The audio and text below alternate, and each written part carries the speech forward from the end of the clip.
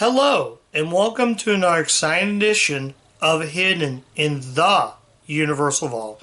I'm Ryan, your host, and I'm welcoming you to my review of Crybaby. Now, Crybaby is a movie released in 1990.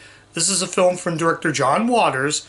This stars Johnny Depp, and I am watching the director's cut right here. Now, you've probably seen on the bottom, what is the Focus Features logo doing on the bottom? Well, this movie was not a Focus Features film. In fact, this movie was not released when Focus Features launched, which was 2002. So, if you can ignore the Focus Features logo right here, where my finger is right there, this is not a Focus Features movie. So I want to bring that up before I start the review. So, now that I got away, let's actually talk about Crybaby. The movie stars Johnny Depp, and the movie also stars Amy Locan, Susan Tridle, Iggy Pop, Ricky Lake, Tracy Lords, and Polly Bergen. That's the cast among in this film, and is written and directed by John Waters. It was produced by Jim Abrams. Yeah, the spoof guy produced this movie. And it's also produced by Brian Grazer, which is Imagine Entertainment. So let's talk about the movie. So I'm going to read what the plot is on the back, then I'll go ahead and review it. So I'm going to do that. So let's talk about the plot of the film. Eisenhower is president, rock and roll's king, and Wade, Crybaby Walker, is the baddest hood in his high school. Johnny Depp heads up a super cool cast of incredible bad boys whose amazing abilities to shed one single tear drives all the girls wild, especially Allison Werner Williams, that's Amy Locan's character, and I'll talk about Amy Locan, about her career while I'm reviewing. A rich, beautiful square who finds herself uncomfortable draw to the dreamy juvenile delinquents in his forbidden world, rockabilly music, fast cars, fast women. It's the hysterical high throttle world of 1954. That's where the movie's set. In director John Waters' outrageous musical comedy. Now, right off the bat, this is a movie, again, like I said, I was intrigued. I remember being in high school when this DVD came out. I had a friend, I was in the Votech, and I had a friend who, she went to a different school, and she bought Crybaby when it came out. So I never saw Crybaby until now. I remember when it came out, this director's cut. This is the director's cut, by the way. So, like I said again, the movie focused on Wade Walker, aka Crybaby, which is Johnny Depp. So, right off the beginning, the film starts with the school going through their daily shots. So they're getting their shots, and everybody is literally getting a needle in their arm to get medicine. So basically, Crybaby is a singer, so he's into rockabilly. So her grandmother, Allison Werner Williams, is played by, like I said, Polly Bergen, who plays Mrs. Werner Williams, the back of the DVD says. So she's kind of like bitchy. She's basically a precursor to the Karens. So she's kind of like a Karen, but she's also bitchy. She's protective of her granddaughter, but doesn't like Crybaby, because Crybaby is fall in love with this woman. So she is all like sensitive. Oh, you juvenile delinquents, in the car now. Sorry, Crybaby. You juvenile delinquents, sis. And she's like totally bitchy. She's like super unlikable. If you don't know who Polly Bergen is, she was in the original 1962 Cape Fear, also for Universal. So she's the bitchy grandmother. And much like Teresa Russell, she plays a character that's sort of like ignorant, but you kind of really feel sympathetic for her character.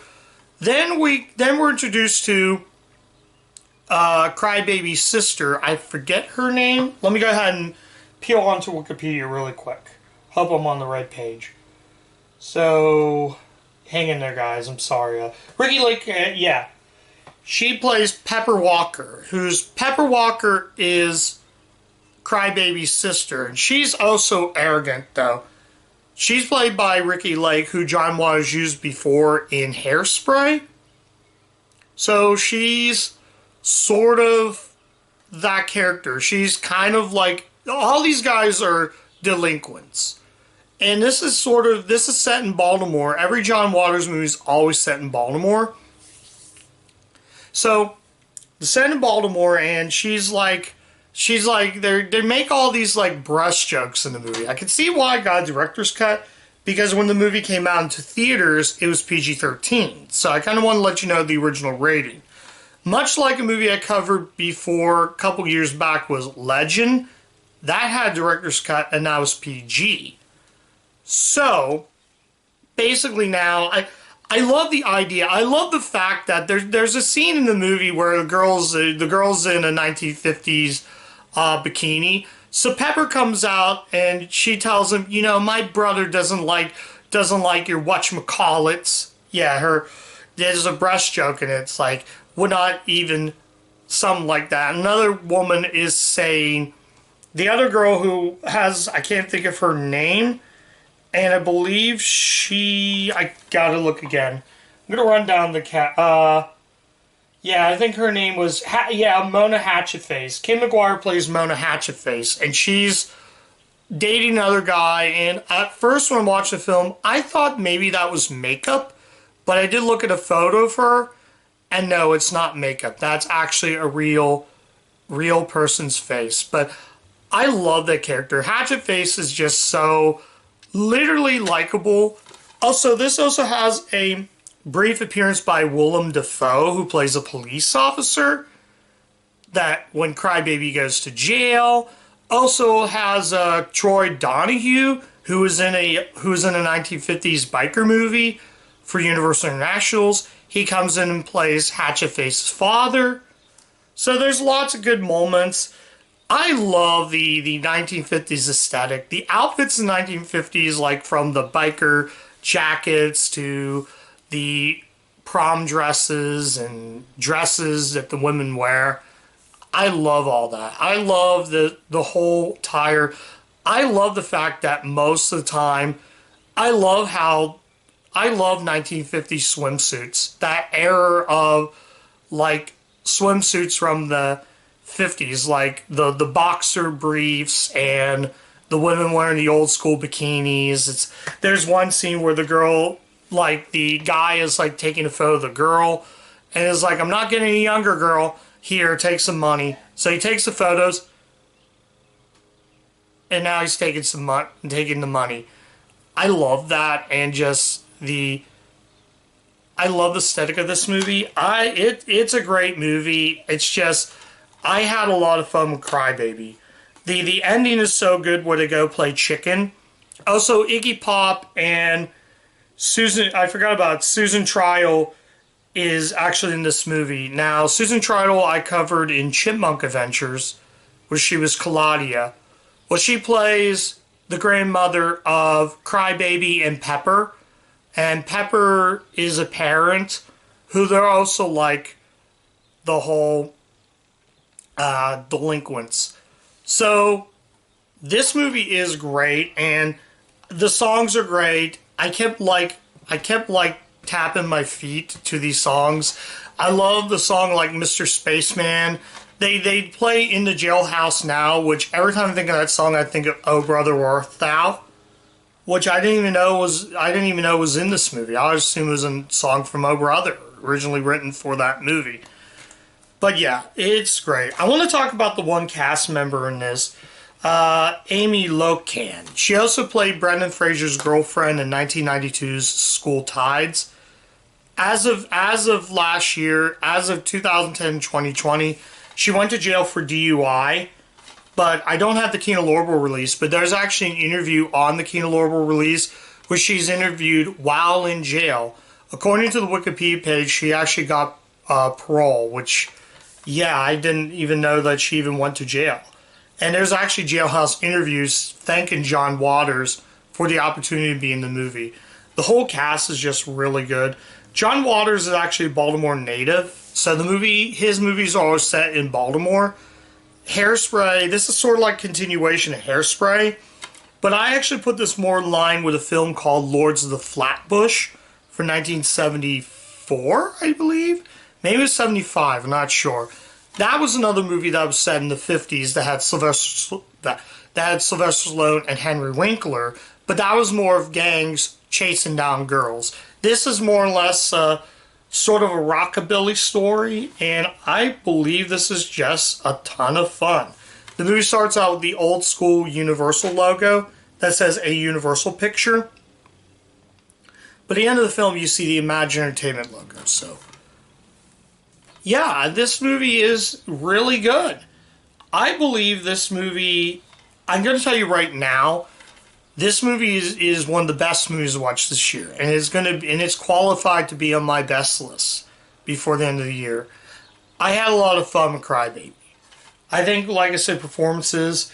A lot of the ideas came from John Waters' memories and a lot of those biker movies, like Universal Nationals, the Wild One, which was Marlon Brando, and he's in the featurette. I watched a little bit of a featurette called "It Came from Baltimore," which there's an interview with Johnny Depp and some of the cast members. There's even an author on rock movies, and they talk about how he was inspired by looking at an old book. And I'm not going to go in depth with that making of, but I didn't watch any of the other special features. But man, I love John Waters. He's starting one of those, like, he's a weird director. This is director's cut, and the only difference in that is the amount of breast jokes. And there's a scene where there's like a minute of them kissing. Also, they get back on Crybaby by destroying his motorcycle, which I thought was interesting. But it ends on a happier note. And as I said, guys, this is a great movie. This movie is a ton of fun. It has a very Imagine Entertainment feel, which I didn't even know that Brian Grazer even produced the movie. I just assumed it was John Waters. Although he even said that this was his first studio movie. When he started doing independent movies, he branched off to do more studio film. Unless you count Hairspray, which that was New Line. I guess you can probably count that as his first studio movie. But it's really good. I think I already mentioned almost everything. Like I said, the outfits, the music. Depp does not sing in this. Amy Locan doesn't sing. Although the one scene I like where Depp goes and gets Allison is pretty good, and he's like, "Oh, Mrs.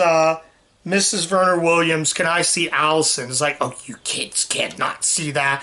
And then they start a fight. He gets water dumped. I forgot there's a jail scene where he's in the jail and he's trying to escape the jail, but for some reason his jail jeans fell down, jail pants, and you can see him in his underwear, which actually was pretty funny.